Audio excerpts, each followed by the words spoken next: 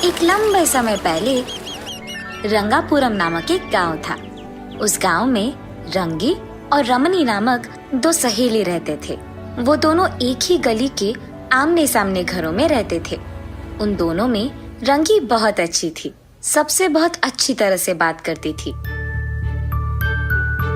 अरे आई, कैसे हो आप? सब ठीक? सब ठीक ही है बेटा। अरे वाह, बोलो आज क्या पकाया आपने? कुछ नहीं बेटा।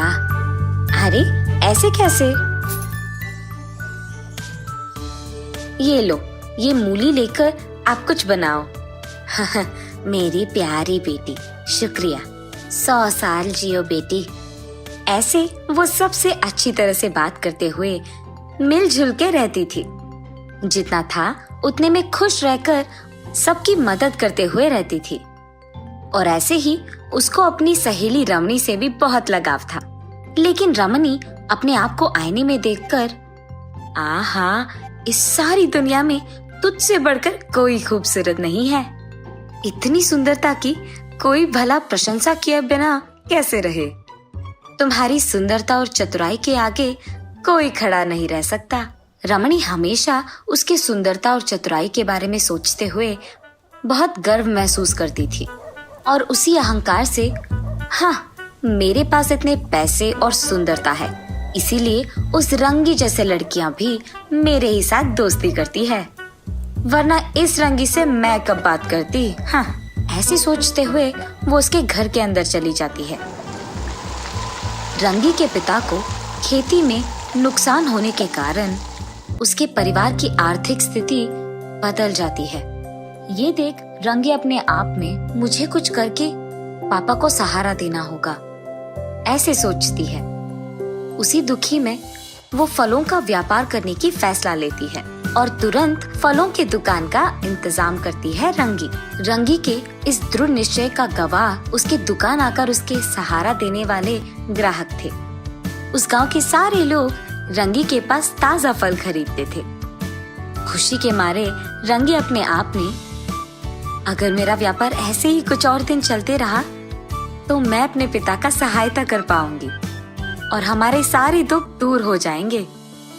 और ऐसे रंगी की आर्थिक स्थिति बढ़ने लगती है और गांव वाले भी रंगी की अच्छाई के बारे में बात करने लगते हैं।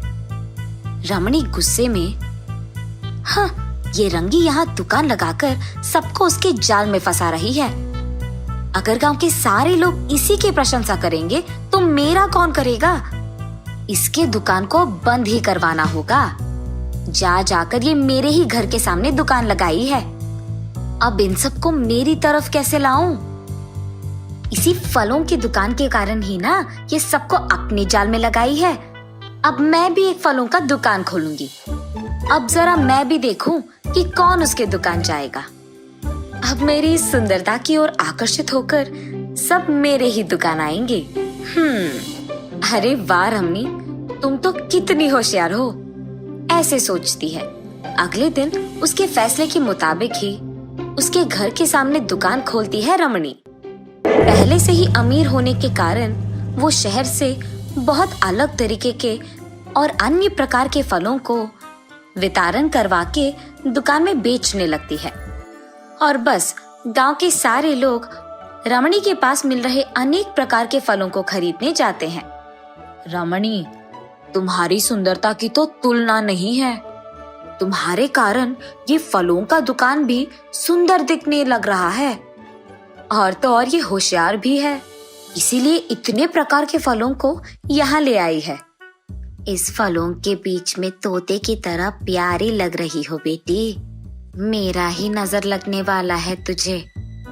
ऐसे आए हुए सारे ग्राहक उसकी सुंदरता की प्रशंसा करते हुए और उसके दुकान में अन्य प्रकार के फलों के बारे में बात करते हुए रहते थे। और लो, रमणी के खुशी का हद ही नहीं था। वहाँ दूसरी तरफ, क्योंकि रमणी उसके दुकान में अलग प्रकार के फल बेच रही थी, वहाँ रंगी की व्यापार ठीक नहीं चल रहा था। क्या हुआ बेटी, आजकल व्यापार अच्छा नहीं चल रहा है क्या? नहीं आई, ठीक नहीं चल रहा है। तुम्हारी सहेली नहीं है? अरे वही रमणी, जब से वो दुकान खोल बैठी है, कोई तुम्हारे दुकान नहीं आ रहा। उसने जानबूझकर दुकान लगाया, वरना उसकी जिंदगी में क्या कमी है? अरे नहीं आई, ऐसा कुछ नहीं है। अमीर होने के बावजूद वो खुद अपने पैरों पे खड़ा होना चाहती है। ये तो अच्छा लक्षण है ना। ऐसे रंगी उसकी सहेली रमणी के बारे में खुश होकर कोई भेदभाव के बिना अपनी सहेली का अच्छा चाहती है। ऐसे कुछ समय बीत जाता है। धीरे धीरे रंगी और रमणी दोनों का व्यापार अच्छा नहीं चलने लगता है। इसी कारण दोनों के दोनों निराश होकर उनके अपने दुकानों में बैठे रहते हैं।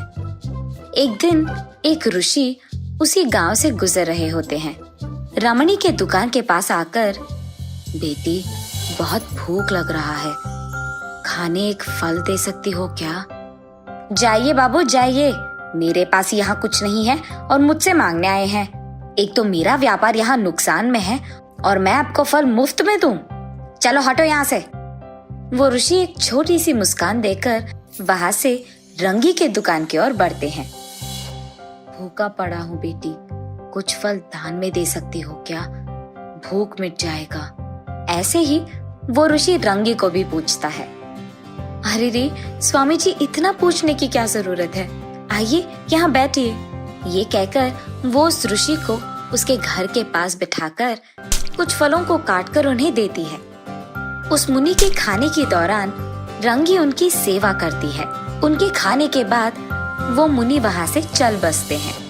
खुश रहो बेटी, ये कहकर एक छोटी मुस्कान देकर उनके पास मौजूद पवित्र जल को रंगी के दुकान में मौजूद फलों पे डालकर वहाँ से चले जाते हैं और रंगी उनको नमस्कार करती है। पीछे मुड़ते ही उसकी दुकान में अलग प्रकार के बहुत सारे फल देख रंगी आश्चर्यचकित हो जाती है। कुछ देर बाद, रंगी, आज मेरे घर में बहुत सारे मेहमान आए बेटी और खाने के लिए फल चाहिए। तुम्हारे पास मौजूद सारे फलों को मेरे गाड़ी में लगाओ। ये सुनकर रंगी बहुत खुश होती है। शायद मेरी सुनकर वो भगवान ही ऋषि के अवतार में आकर मेरी सहायता कर रहे हैं। ये कहकर वो आसमान की ओर देखकर भगवान की शुक्रिया अदा करती है। रंगी के अगले दिन उठने से पहले ही खाली पड़े फलों के बक्सों में फल भरे रहते हैं। ये देख रंगी को समझ में ही नहीं आता कि वो सपना है या सच। कुछ ही दिनों में रंगी का व्यापार बहुत लाभ पाता है। तब से हर रोज सुबह रंगी के उठने से पहले ही फलों के सारे बक्सों में फल भरे रहते हैं और बस कुछ ही दिनों में रंगी अमीर बन जाती है। ये सब देख रमणी, ये सब रंगी ने कैसे किया, ये सोच वो दंग रह जाती है। रंगी के पास जाकर, क्या हुआ रंगी, अचानक तुम्हारा व्यापार इतना अच्छा चलने लगा? और बस जो कुछ भी हुआ रंगी उसे बताती है। अरे रे, अगर मैं उसी दिन उस ऋषि को फल दान में दे देती तो शायद मुझे ये सब मिलता। मैंने ये मौका खो दिया। ऐसे अपने आप में वो निराश होती है और उसी दुख में वो अपने घर चले जाती है। अब उस रंगी का किस्मत अगर मुझे हासिल करना है तो उसकी दुकान में मौजूद टोकरी को मुझे चुराना होगा। ये फैसला करके रमणी रात के समय में रंगी के दुकान जाकर उसकी टोकरियों को चुराती है। उन टोकरियों को घर ले आने के बाद रमणी उन टोकरियों के भरने का इंतजार करती है। रात सुबह में बदल जाती है लेकिन वो टोकरी सारे खाली के खाली रहते हैं। हाय भगवान, मेरी टोकरी कहाँ गए? कहीं नजर नहीं आ रहे। क्या हुआ होगा? रंगी ऐसे अपने टोकरियों को ढूंढते ढूंढते रमणी के दुकान की ओर बढ़ती है। वहां उसे फलों की टोकरियों के साथ दुखी बैठी रमणी दिखाई देती है और बस रंगी को सब समझ में आता है। रंगी को देख रमणी निराश होते हुए उसके पास जाकर, मैंने बहुत बड़ी गलती किया है, मुझे माफ करो। घमंड और जलन के कारण ही मैंने ये सब किया है।